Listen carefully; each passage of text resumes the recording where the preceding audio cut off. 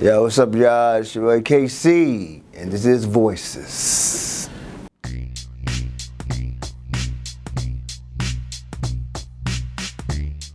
Jodeci, 1989, 90, 91, and on. Back in those days, man, we was four young, just had a love for music, period. Love the way it feel, the way it made us feel when we could just do something that sounds so beautiful, man. So, Jodeci, we was just, like I said, we was hungry, man, but let nothing in our way to get what we wanted, man. We left Charlotte, just in search of a journey of just want to be successful. Didn't know anybody in New York. We took a chance, left our parents home, and we did something we wanted to do. We was rebellious, of course. We was rebellious, and but the rebelliousness paid off for Jodeci. So we don't regret anything that came to us, but it was a big roller coaster, man. Up and down. Most of it was up, man. But when it was down, only for a moment. We just get right back up, man, and have fun. And we're still having fun with it.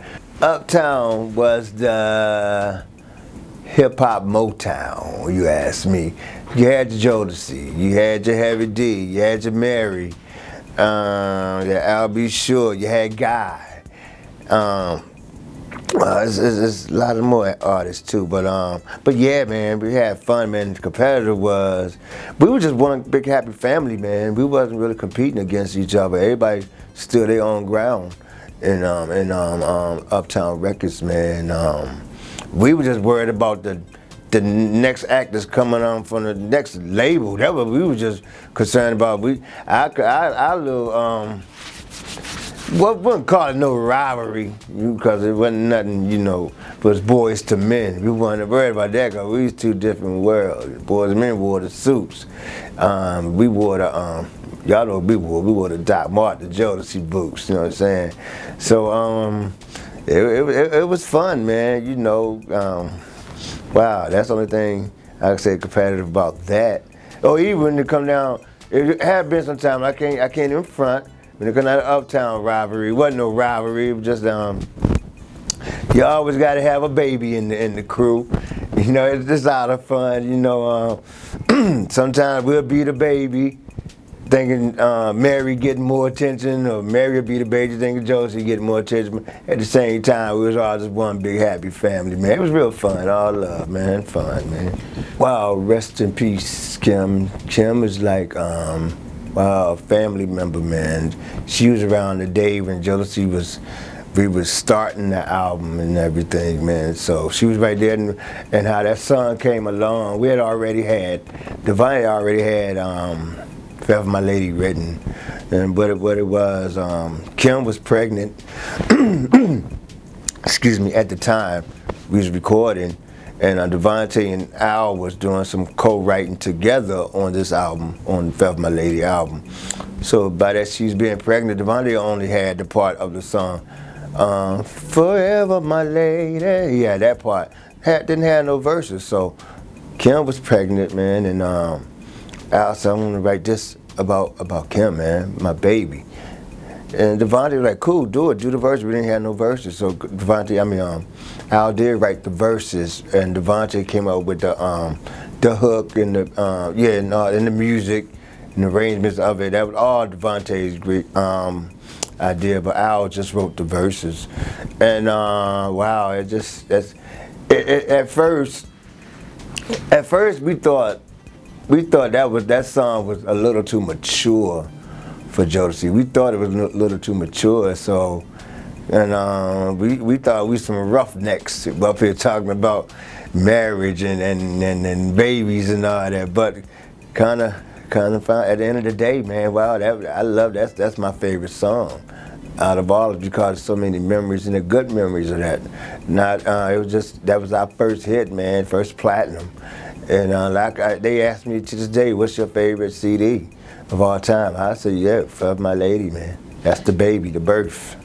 That's the show, the after party, the hotel. That was a strange recording for that album. What we did, okay, we did "Of My Lady," we did "Diary of a Madman." Okay, it was like, I guess we came from babies to for My Lady we were babies. Diary of a Madman we was teenagers.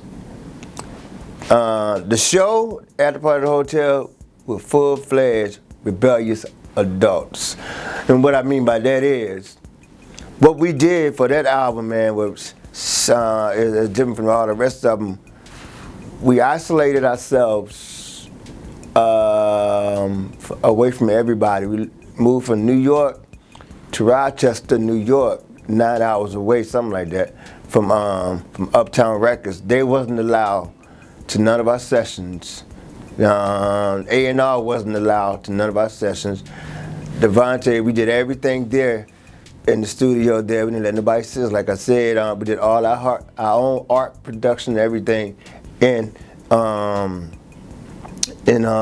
Rochester. And we did, like I said, we isolated ourselves, man, and they didn't know when the album was done. Only we knew it. That was something I think no other group had done that, man, and we did it our way. We did it our way from head to toe. We didn't ask them for no opinions or nothing because we wasn't going to take it. Jodeci, we was in our rebellious role as part of our life, man. We didn't care about what they say, but that album, you're right, man. That album is just, yeah, I put it up there like one of the best, man.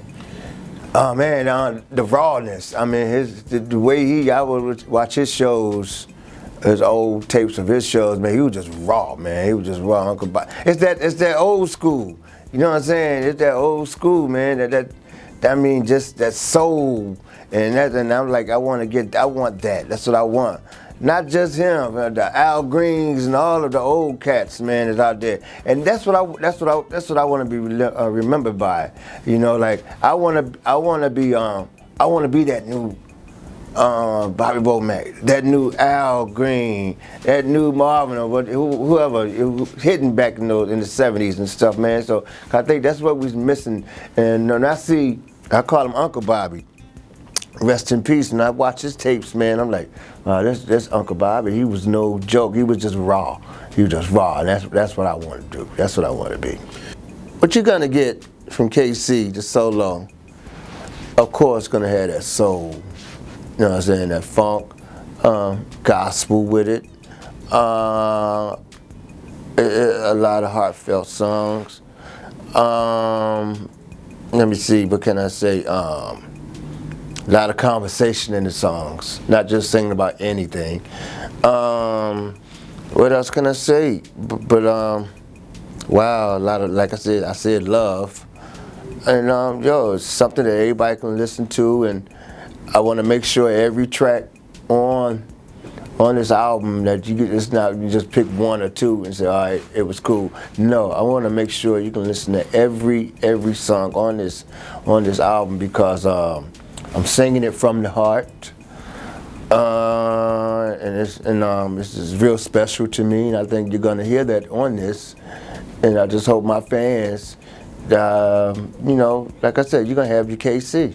You know, it's nothing changing, man. Only different is I'm just doing it by myself. I'm still sounding the same. I'm not changing my style. I love it. You're gonna love it too. Wow, that's a good question. Who would I love to honor? Wow, that's a good question, man. You know what? That's kind of tight. I would love to honor us wow. Who would I want to honor us? Oh, man. That's a hard question, but I kind of say something not to make it sound, some certain kind of way, but I would love, remember the old soul singers that was back in this, like back in the 70s, the real soulfuls, like Al Green, who was out back in the 70s that everybody was listening to. But somebody in that caliber to come on stage and be like, we are, and say, y'all, we did it back in the 70s.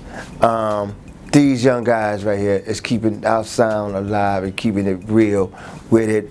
I want to just present this trophy to these young men right here, Jodeci, for keeping the 70s sound and real soul back in the hearts and minds of people. You know, somebody in that caliber like Al Green, or who was hitting back then? You know what I'm trying, Stevie Wonder. You just name them. I think of somebody else. You and Stevie, y'all and Stevie got to do lately then. Thank you, Dad. Now you thinking? Forever, my lady. Ooh yeah. You got it. Good.